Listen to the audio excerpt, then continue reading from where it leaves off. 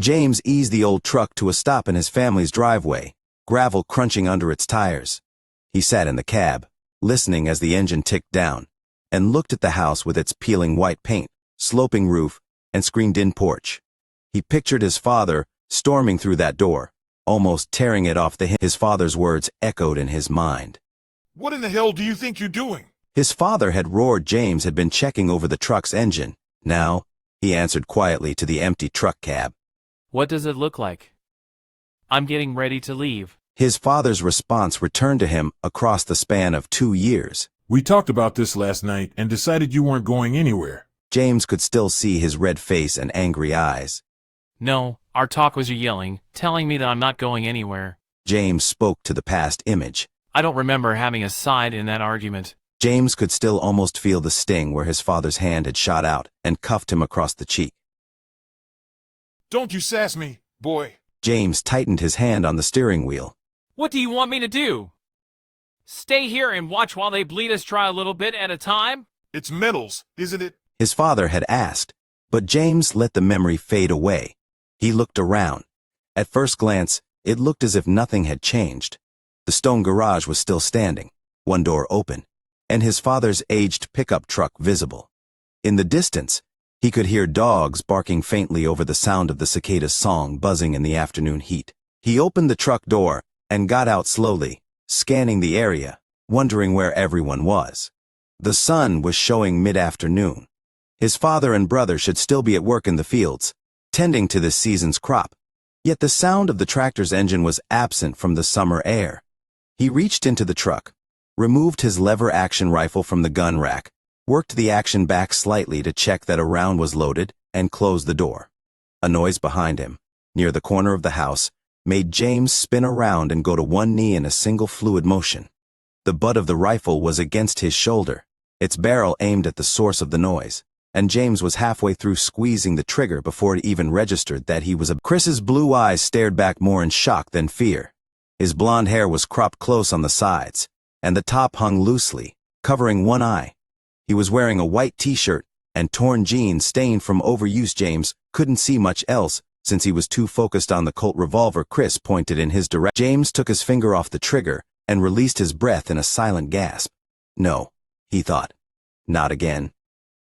Before either one of them could do anything further, the distinct sound of a 12-gauge shotgun being cocked broke the silence. Stop pointing that thing at my boy, or I'll send you straight to hell. James put the rifle on safe and held it out by the front of the stock, with the muzzle pointed toward the sky, before tossing it to the side. He slowly raised his other hand, showing that he wasn't a threat to anyone.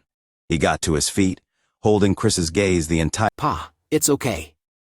It's Jamie, Chris said, lowering the pistol and easing the hammer forward. James turned around and faced his father, who looked the same as he had 2 years ago, dressed in overalls, a white t-shirt, and work boots. He looked every inch the stereotypical farmer that he was. His father was studying him, and James imagined what he might notice. There were new scars, a small one over James's right eye and another that traced a light line along his jaw on the same side. He'd filled out a bit, gaining some muscle in his time away, but he imagined his eyes were the most different. Paul's knave son was gone to be replaced by the man standing before him. His father lowered the shotgun. What happened? They kick you out? James shook his head with a slight smile and put his arms down. Nah, I'm on a 5-day furlough. Got some business to take care of. He glanced halfway toward the truck. Plus, I can't find a decent chicken fried steak in Kansas City. Paul glanced at James's truck before glancing back. Get inside before someone comes by and gets the wrong idea. James nodded and picked up his rifle as Chris walked up. You've been to Kansas City? He asked excitedly.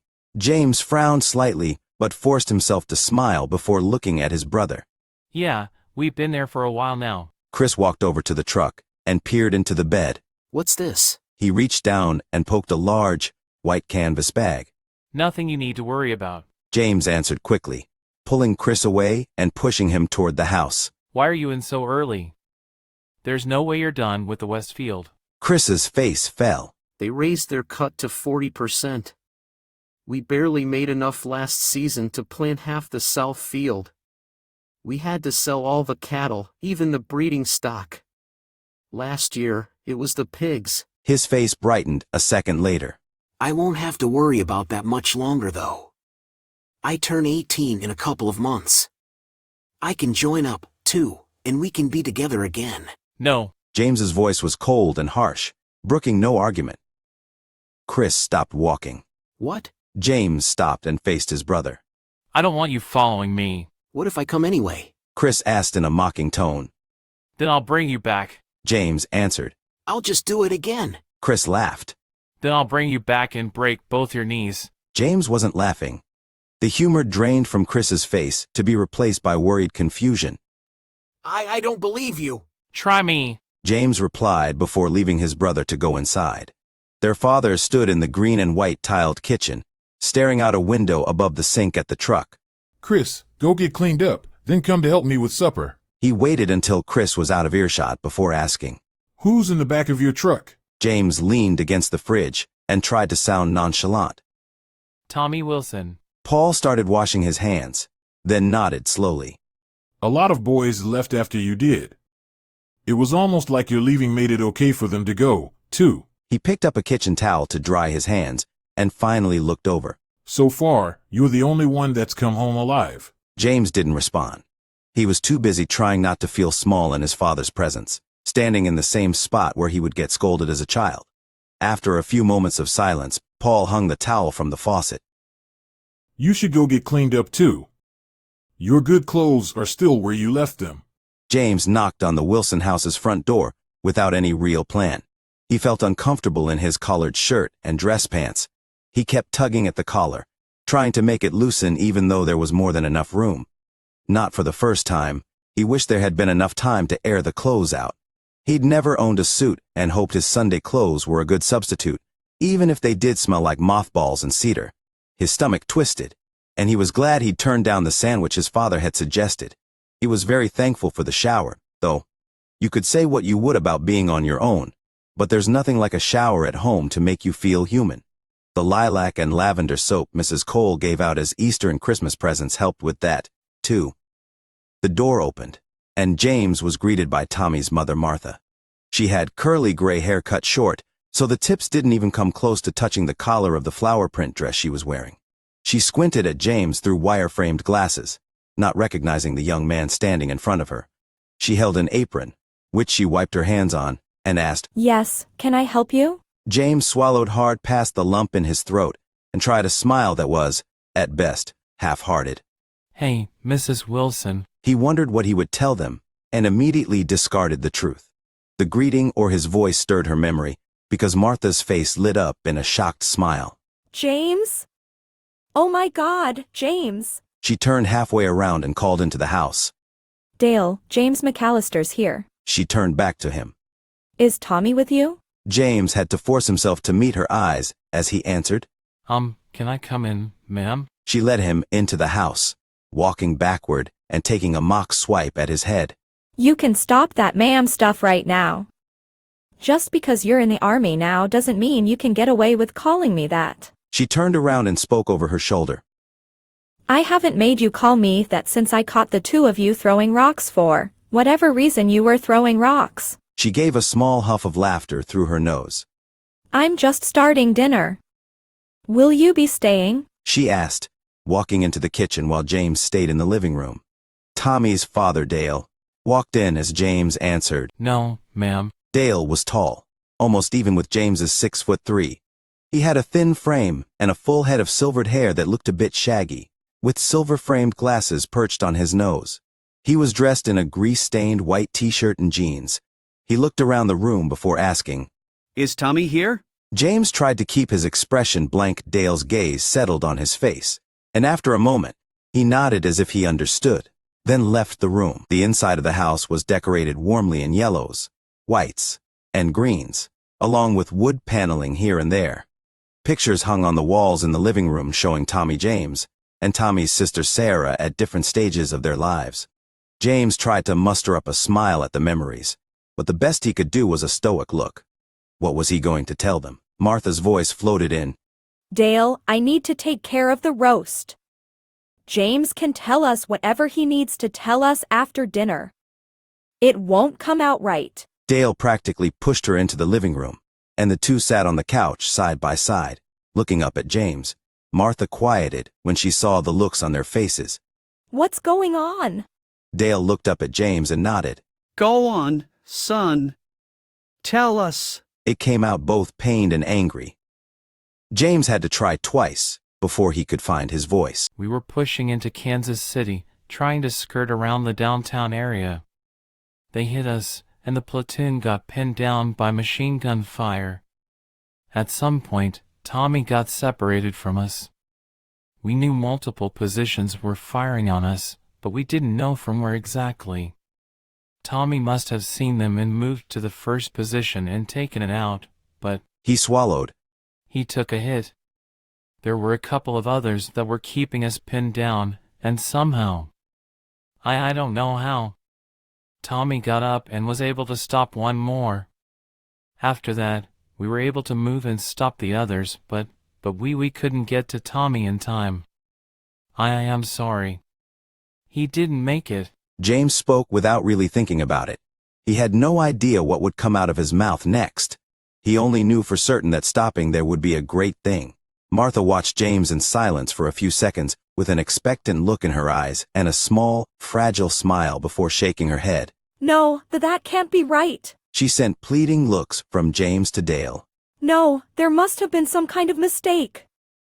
This can't be right. Dale reached out to hold her, and she batted his arms away, shouting, No!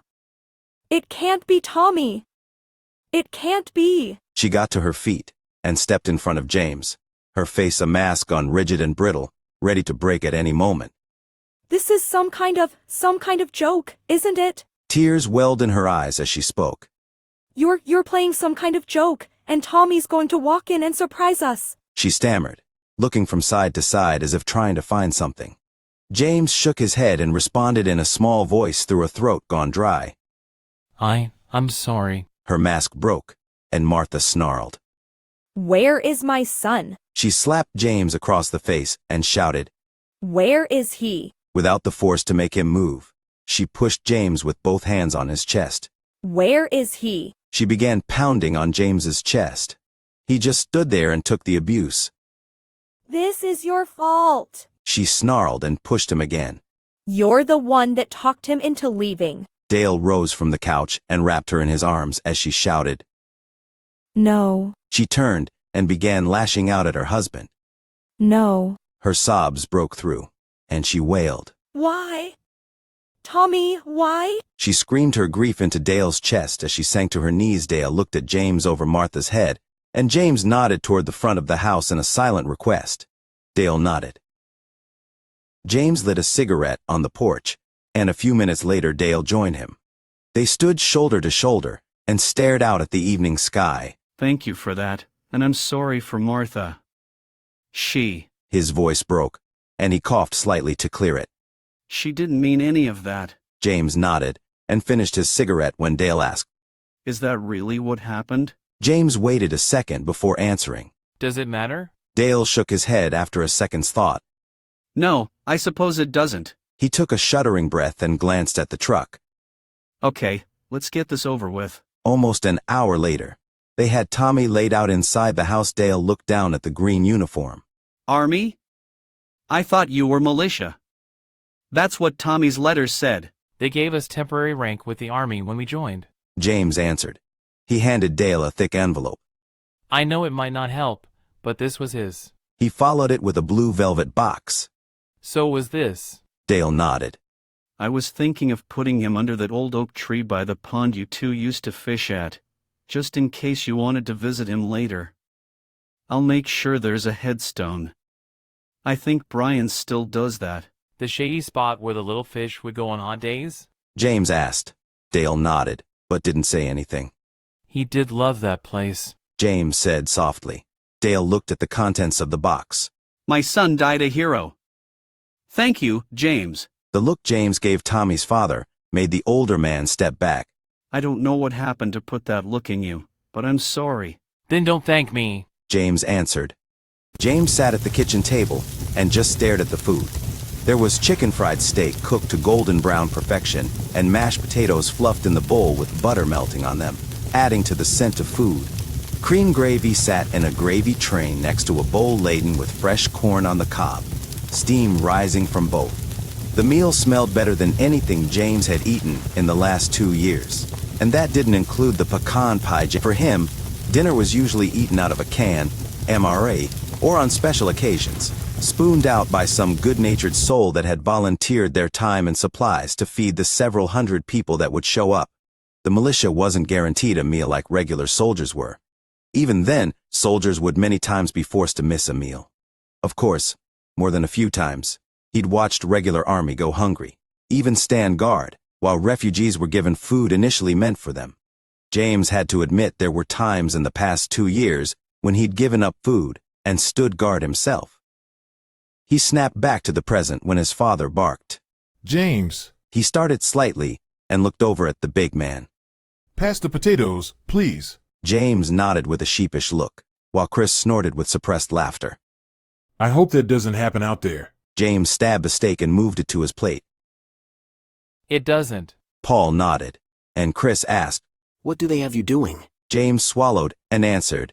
I'm part of the militia scouts. When James didn't explain further, Chris pressed on. What's that? We move behind enemy lines, gathering intel and causing trouble when possible. Sometimes, we need to hide our weapons and sneak in. Other times, we pose as bounty hunters and quit caring about hiding anything.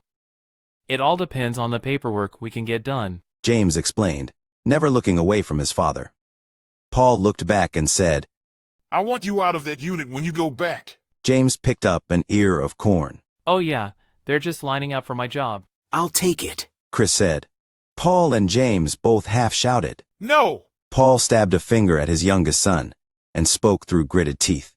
Don't you even joke about that. He scooped mashed potatoes onto his plate with a little too much enthusiasm. I don't want to worry about both of you out there fighting those things. Vampires, Pa. James met his father's eyes. Just because no one likes to say the word doesn't mean they don't exist. They made us forget about them once, remember? Paul set the bowl down a little too hard and sat clenching and unclenching his hands. I don't want to talk about them. Paul bit off the first 3 words with teeth gritted together so hard he didn't even move his jaw when he... Let's find something else, anything else to talk about. They sat in silence for several seconds before Chris cleared his throat. Okay, so this guy goes out hunting, you see. Paul and James had heard several versions of this joke, but they laughed at the right time anyway. The rest of the meal passed as they ate, and spoke about anything other than the war entering its 50th year. Later, after the dishes were done and the little leftovers were put away, James stepped out on the porch, joining Chris sitting in a wooden chair. He lit a cigarette and took the chair opposite his brother. Chris held out an amber-colored bottle, not saying a word. James glanced sideways at the house and... Are you sure? There was a lot of trouble the last time you did that. Chris feigned outrage. It was your idea. No, James said, taking the bottle and twisting the cap off. I said, since it was such a hot day, wouldn't it be nice if we had something cold to drink? He clinked his bottle against Chris's, took a pull, and finished. Now, hiding in the barn, that was my idea. Chris sputtered out a disbelieving laugh. Before taking a pull from his bottle, James sat back and listened to the sounds of the night. He could hear crickets, frogs, and, in the distance, dogs. Sometimes, there was the sound of a horse, goat, and rarely, some cattle. He'd missed these sounds. There were no sounds of diesel engines chugging, no shouting voices either in anger or simply shouting orders, no cries for help, and thankfully, no distant shots or explosions. It was a quiet that was both soothing and comfortable. Sarah was here earlier, Chris said. Before taking a drink to hide his grin, James snapped his eyes open. Why didn't you come to get me? because if you'd seen her, the 2 of you would still be gone, and then tomorrow, you'd sleep all day. Chris answered, taking another drink. James nodded in understanding, knowing Chris was right. What did you tell her? It was more of an accusation than a question. Chris shrugged. I told her you were upstairs with some tramp you picked up in KC. What? James's response echoed around them. Chris laughed openly at James's anxiety. When James started to leave his seat, Chris hastily added, I'm lying. I'm lying. I told her you were asleep and to come back later. James sat down, and Chris calmed enough to speak clearly. She wanted me to tell you thanks for what you said about Tommy. James nodded slowly, not saying anything in response. After a few minutes of silence, Chris asked, That's what was in the back of your truck, isn't it? Again, James nodded, but this time, it was short and curt. Is that why you don't want me out there? Because you're afraid of having to bring me home? James shook his head. It isn't that. He remembered the first push into Kansas City more than a year previous, being pinned down by machine gun and mortar fire. Somehow, Tommy, out on his own, only a few hundred feet away. He remembered watching in terrified awe as his friend took out 3 machine gun positions and a mortar team without getting so much as a scratch. James also remembered the helpless feeling when Tommy was taken down by 5 vampires and dragged away to God only knew what kind of hell as his sergeant pulled the insane Private McAllister back to cover. The vampires didn't kill Tommy. I did. James said. What? Chris asked in shock. He was your best friend. You dated his sister. What the fuck, man? He wasn't Tommy when I killed him. They got him at the ambush, but he didn't die there. James answered. What happened? Chris asked, wide-eyed. James sat there looking out at the night, as if seeing it for the first time. He was silent for so long that he felt Chris start to get up and then stop when he spoke. We'd scouted the area before the push into KC and didn't find anything that told us there would be any real resistance. James let out a small, bitter laugh. We were wrong. He looked up at the night sky. Usually, when an assault happens, a unit like mine isn't anywhere near the area. We're miles ahead looking at what could get in everyone's way after the assault is done. He pulled from the beer and continued. My squad was volunteered to be with the assault. He let out another bitter laugh. My sergeant, Billy, used to call it voluntold. He let out a genuine chuckle of mirth at the memory, and then lowered his voice. You either volunteer, or you'll get voluntold. Chris smiled at the phrase. James laughed softly for a few more seconds. They made us fight for every inch of ground, every step, every block. Tears streamed silently down from his eyes. You hear about it in old war stories, and Dad says you used to see it in old movies, but we never saw anything like this. He traced the scar on his jaw. I picked this up outside of the fortress. They used to call it Chicago. He pointed to the one above his eye. I got this in St. Louis. One of those fuckers nearly took my head off, and I had to drop him at close range. He let out a shaky breath. But in KC, we were taking them down with guns, grenades, and even knives. They just kept coming. Nearly everywhere we looked, they were crawling out. They'd shoot at us from rooftops, from sewer grates, windows, doorways, moving or stationary vehicles. They were fucking everywhere. He opened another bottle, handed it to Chris, and then another for himself. After the first few days, things petered out, and after the dust settled, we'd pretty much cleaned them out and pushed the bulk of their forces west past the city toward Omaha, Emporia, or even here to Wichita. James's eyes darted back and forth in the darkness as he relived those terrifying events. We got a call while out on a patrol. We knew that there could still be some of them left in the city, and we were told to either take them out or bring them in for questioning. He sputtered out a snorting laugh. Fat chance of that last part happening. He placed the bottle on the ground and just stared ahead. The call was for a building on the Kansas side. It was one of those large, 20 or 25 level glass and steel monstrosities. We swept each level in teams of 2. We didn't care about army regs because we're militia, and we do our own thing. He said the last with another humorless laugh. My sergeant Billy and I came to a floor that was just hallways and offices. We cleared the offices with one of us taking point depending on who wanted to go through the door first. James shrugged. We were rushing it. We weren't checking our corners or even coming close to taking this seriously because, come on, we'd pushed the Fang heads out of the city. Why would any of them stay behind? What was the point? We'd won. James's voice trailed off slightly, emotion closing his throat. We'd won. He shook himself out of it and continued. We stacked up on one of the office doors. I watched the hallway, and Billy went through. We were using flashlights with red lenses because the vamps can't see red that well at night. The hallway was covered in this red hue that reminded me of the haunted houses that the church would put on for Halloween.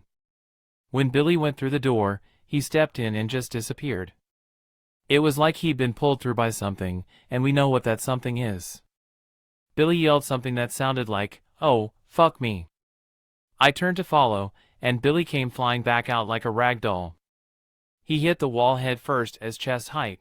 James punched his left fist into his right palm, making a slapping sound. I didn't see him move after that. He took a deep, steadying breath and let it out with a slight chuckle. Of course, I didn't stop to check anything. I was kinda preoccupied. He shrugged. I saw something that was vaguely human-shaped and fired at it. At the same time, I was calling in contact on my radio along with some choice words that added up to "come save my ass." James paused, remembering the sound of gunshots in such a confined space, his hearing being diminished, the smell of body odor, and something else. The shots didn't stop it. I'd only gotten off 2 or 3 before the thing was on me. It didn't rip Billy apart, but it tried with me. It pulled my rifle out of my hands, and the sling broke. Felt like the thing damn nearly broke my back. He tossed the M16 to the side, and I was able to get my arm under its throat while it tried to rip my face off. I couldn't get to my .45 because the thing had it pinned. So, I pulled the knife. James relaxed a little in the telling. They really are a neat piece of engineering. They look like something Dad would have knocked together for us when we were kids, and they work great. Once the wood goes in, the skin and muscle around it burn, but not in a flash, more like a smoldering fire, like deep coals or the same way incense burns. The smell is god-awful, though. Kind of like what you'd think bad pork smells like if you'd overcooked it. James chuckled darkly before continuing.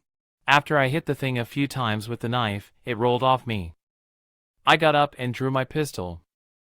I don't even remember thumbing the safety off, and I was squeezing the trigger back when I saw his face. The light from my rifle landed right on him just right. I don't know how, but it did. James was silent as he felt tears begin sliding again. When we were growing up, some of the other kids called Tommy fat, but he was always in better shape than them. He looked like he hadn't had a shower in, well, since they'd taken him. He stood there looking at me, and all I could do was look back. He glanced at the knife, then the gun, and I could see the wheels turning. He was wondering why I was using the things we fought the vamps with. Then, it was like something clicked in his head, and he understood. He spoke in this hissing, raspy voice, almost like he hadn't spoken in months. "Finish it quick," he told me. But how could I do that? How could I kill him? This was Tommy. He was family. Saying that was like asking me to kill you or Dad. He was going to be my best man when I finally asked Sarah to marry me. How could he ask me to do that? James rasped out. It didn't matter in the end. I saw him tense up, and I just let instinct take over. I put 2 in his chest and 1 in his head. James stared at the darkness in silence as tears streamed down his face. I killed my best friend. James sat and let the story sink in, wiping at his face. Chris's voice trembled when he finally spoke. Is that what you're afraid will happen to me? You think since they got Tommy, they'll get me because I'm not good enough or strong enough? I'm not. The rest of the sentence died in Chris's throat when James sprang to his feet, any evidence of sadness gone. He stopped with his face only inches from Chris's. I don't want you out there because I don't think you have what it takes to kill me. I'm not half the soldier Tommy was, and if they can get him, they can get me. If they get me and turn me, you'll hesitate at the wrong moment, and I won't. James let that sink in for a few moments. I'll take you and turn you, and I won't care. James stood the rest of the way up and returned inside without waiting for any response. He looked around the darkness inside his room as he sank to his knees. His mind wasn't registering the bedroom. All he could see was Tommy's face, but not the one he was born with. After months of scavenging whatever he could find in a nearly abandoned city, it was the gaunt, skull-like visage he had turned into. Tommy didn't speak to him, accuse him, or ask why. It just sat there staring. Meanwhile, a voice in the back of James's head kept saying, This is what happens to the lucky ones. The weak ones gave in to the hunger, and James wasn't certain he could be counted among the strong. This is what scared him the most. What if they took him, and he gave in? Slowly, James remembered that he was home, that he had come back to deliver Tommy's body, and then feed his family any story, but the truth that he'd been the one that killed their son. He leaned against his bed, buried his face in his hands, and wept. An uncertain amount of time later, James walked into the kitchen. Paul looked up from the table, and the book he was reading, smiling slightly. First night back. He closed his book and removed the glasses perched on the end of his nose. I'm surprised you slept this long. James stayed silent, pouring himself a cup of coffee. He didn't worry about sugar or cream, opting to drink it black. Paul picked up the waiting cigarette from the ashtray and took a pull before asking. Bad dreams? His father had done his time fighting vamps. He ought to know. James just shrugged in response, staring out the kitchen window. Want to talk about it? James shook his head and answered with a soft, No. Paul knew better than to push the subject. He just took a sip from his cup of coffee before crushing out the cigarette. So, what's the plan for tomorrow? I'll take off about mid-morning. James took a deep breath and blew it out through his nose. I need to be back by tomorrow night. But you said 5 days! Paul blurted out, fear plain in his voice. James turned around and faced him, nodding. Yeah, I could take 5 days.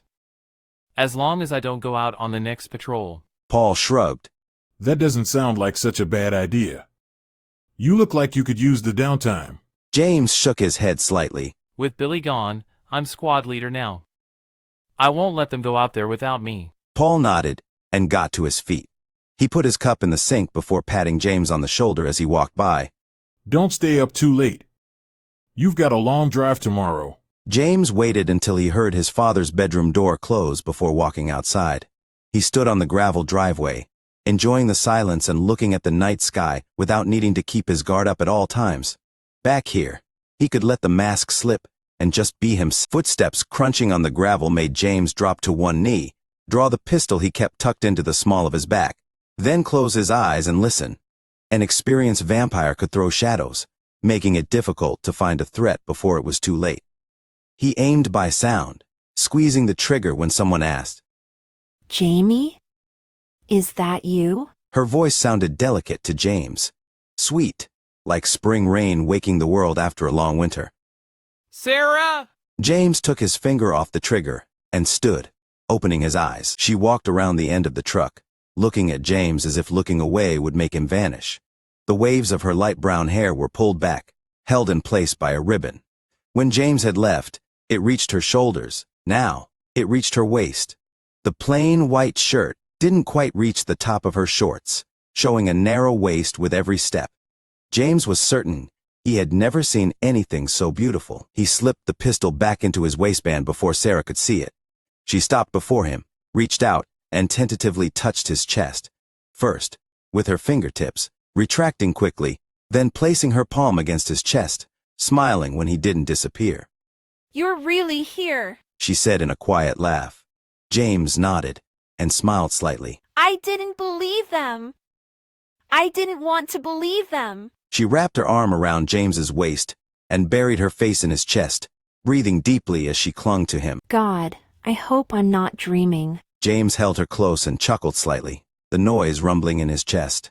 He looked down and held her gaze for a few seconds before saying, If this is a dream, then God and me are gonna have a serious disagreement when I wake up. Sarah let out a laugh as she stared up at him, and then their lips touched. There was no preamble or ceremony to it. They were merely picking up where they'd left off 2 years ago. Somehow, someway they made it back to James's room. Their clothes were a barrier that created a distance too great for them to accept, and they were discarded. They spent their time reacquainting themselves with each other's touch, reminding themselves what it was like to be together afterward. James lay on his back, staring at the ceiling with Sarah's head resting on his chest. I love you, Sarah said, looking up at him. I love you too. James turned his head toward her. I want you to leave. He said after a few seconds. Sarah stilled next to him. Not right away. Wait for about 3 months. I should be back from my latest patrol by then. Sarah relaxed, and then asked, Where would I go? Miami. James said as if the answer were plain as day. Jamie, it's nice to dream about the ocean city, but going to Miami is like asking me to move to the fortress or the unconquered city. Sarah said, rising on her elbows. Miami was one of the 5 cities the vampires had never been able to take over entirely, and James was determined to get her there. Besides, where would we live? I already own a house there. James answered.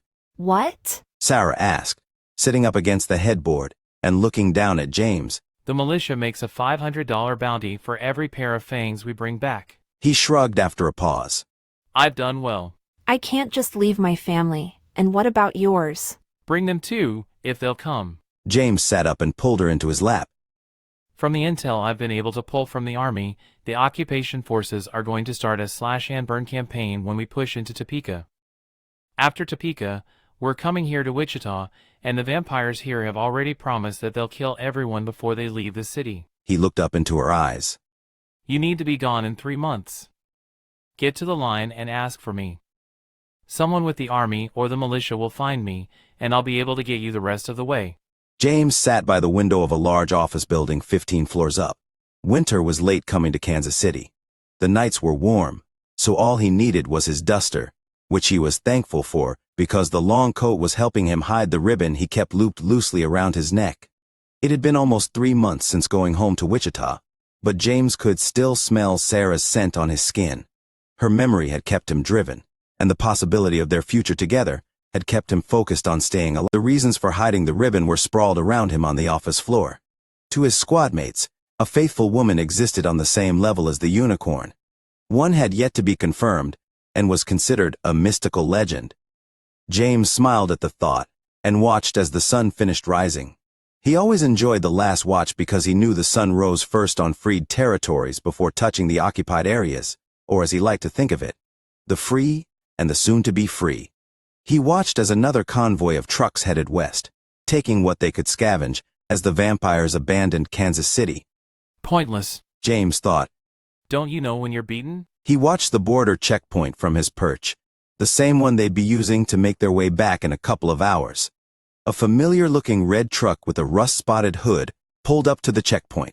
The driver rolled down their window, handed over travel papers, and waited. James picked up a pair of binoculars and looked through just as the border guard pulled a screaming Sarah from the truck and pushed her towards someone else. No! James said softly.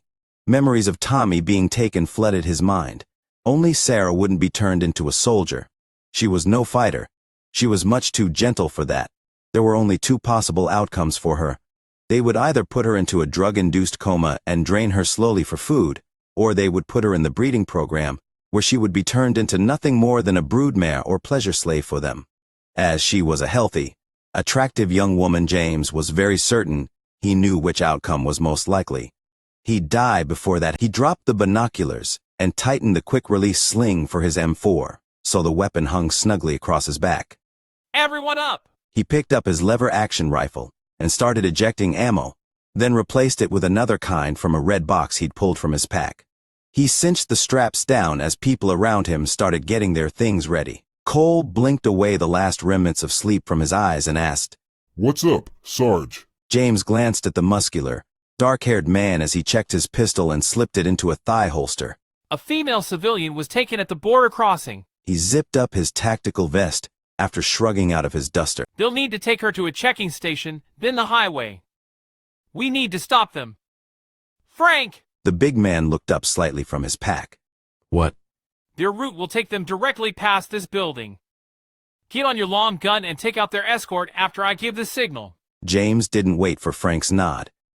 Dave, I want you driving the truck. After I start the show, you need to come get us. Frank will meet us down there. Doc, I want you in the back on your big gun. He tossed his pack to Cole. I want you and Jimmy giving me support on the ground when you get there. And if you're dead? Cole asked. James walked toward the doors as he answered. Then get the girl and Skin out for the border because trouble won't be too far away. He looked at his squad, and they looked back at their sergeant, who never went looking for trouble, in shocked disbelief. Let's move, outlaws. That was enough to get them moving. Cole shot to his feet, shouting, You heard the man, and you know the drill, assholes and elbows. Doc and Jimmy, get that shit squared away. Frank, I want you in a good firing position. James walked away, clipping the last item to his vest as he began taking the stairs 2 and 3 at a time, cursing himself for how long this had taken. He just hoped there was enough time left to stop the train. He ran along the rear of the building parallel to the transport's route and ducked down an alley as he heard the first hum of the motorcycles escorting a black SUV. He knelt next to an overturned dumpster in the shadow of the alley and aimed for the SUV with his lever-action rifle. He led a little to account for speed on the empty street and prayed to any god that would listen that the ammo his friends in explosive ordnance had cooked up for him worked. The ammunition, if it could be called that, was a metal case with an impact-detonated shape charge inside it that punched forward when it hit something solid, like an engine block. The result was when James fired the first round into the SUV's engine, it became scrap metal. A fraction of the SUV screeched to a sideways halt as the brakes locked up. The 4 motorcycle escorts began to turn around when the rearmost escort's head jerked to one side, and he fell to the ground and stayed there. 2 more fell with holes burned into their chests from Frank's wooden bullets in the amount of time it took James to hit the button on the quick-release sling and let his lever-action rifle fall to the ground. He dropped the last escort to signal Frank that his work was done. The driver, the front passenger, and 2 passengers from the rear exited with pistols drawn, trying to find the source of the shots that had taken down their escort. James shot the driver in the chest, and then shifted to the one standing by the rear door. He must have been newly turned, believing he was invincible and not trying to take cover. James disabused him of the notion with a shot to the knee, then the chest. The other 2 were using the SUV as cover too well for him to get a clear shot. He got to his feet and ran across the 2 empty lanes, firing on both men as he went and unloading a few shots into the driver's window, shattering the glass. He unclipped the last item from his vest, pulled the pin, and threw it into the SUV. He went to a prone position, lying on his left side as the gas canister made a satisfying thunk, followed by a gurgling hiss. While garlic wasn't fatal to vampires, it was extremely irritating. An aerosolized version acted as a powerful version of CS gas. James fired at the legs of the vampire crouched near the front of the SUV, followed by 2 shots to his chest when he fell, leaving him with 2 scorched holes the size of dinner plates in his torso. A shot bounced off the ground next to James's head, and he drew the .45 from his thigh holster and shot the last vampire in the chest. James got to his feet, scanned the area, and quickly stepped to the side as the rear passenger door opened, and Sarah emerged with her hands up. Her face was streaked with tears, and a hand was wrapped around her throat, the barrel of a pistol pressed against her temple. The vampire looked at James, hatred clear on his face as he shouted, "Back! Get back, or I swear I will blow this cow's brains out!" Even though James could line his sights up perfectly with the vampire's forehead, he couldn't chance a shot. The slightest twitch in the wrong direction could cause the gun's aim to go off and hit Sarah. The sound of squealing tires caused the vampire to look away. James took the opportunity to step forward and grab the gun, shifting it away from Sarah's head. Sarah drove her elbow back into the vampire's sternum, causing him to take a small step back. James dove forward, pulling his knife as he brushed Sarah to the side. He plunged the knife into the vampire's chest under the rib cage, lifting the man off the ground a few inches. James kicked the body away as Sarah looked around wide-eyed, the initial effects of adrenaline wearing off and shock beginning to set in. Tears filled her eyes, and she began to sink to her knees. Just then James realized that her dress had been ripped down the front, exposing her body to the world. He was there in a few short steps, taking her into his arms as his truck pulled up. Cole and Jimmy jumped down with rifles at the ready and swept up and down the street, checking bodies as they went. While holding her in his arms, he reached over and pulled a blanket from his pack that he used on cool nights and wrapped it around her. Then, he handed Sarah over to Doc before he looked up at the stunned faces of his squad mates. "Let's move this piece of shit!" Dave slammed the truck in gear as Cole and Jimmy climbed into the back of the truck, and the group sped toward the. With Sarah's head resting on his shoulder, James watched the familiar landscape rush by. Vaguely he heard Cole say, God help anyone that fucks with Jesse James.